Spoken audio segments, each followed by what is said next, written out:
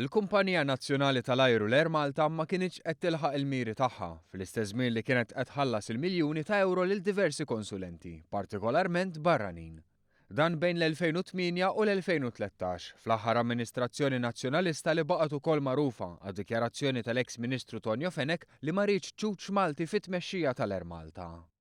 Dawk li skont id-dikjarazzjoni ta' Fenek ma kinux ċwieċ Maltin swew lill-Air Malta 14,342,000 euro. Fil-Parlament id-deputat Anthony Ġużdeċeli staqsa kif saru dawn il-ħatrit u kemm minn dawk maħtura kienu jaħdmu jew diġà kellhom kumpanija flimkien.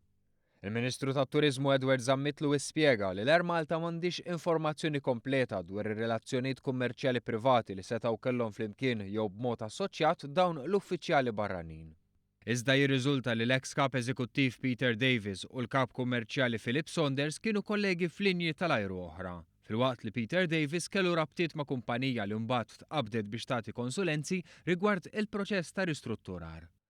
Ma dawn l-Air Malta kienet qed tħallas iktar minn 4,700,000 euro f'middle management. Imkejjen viċin il-kumpanija spjegaw kif is-salarji tal-lum tal-ogħla uffiċjali tal-kumpanija għalkemm kompetittivi huma inqas minn dawk li kienu jieħdu nies bħal Davis. Dan fl-istess żmien li ttieħdu deċiżjonijiet li kienu ilhom mistennija u li waslu biex il-kumpanija komplit tnaqqas it-telf. Tant li tul din is-sena finanzjarja mistennija tkun tilfet biss 4 miljun euro.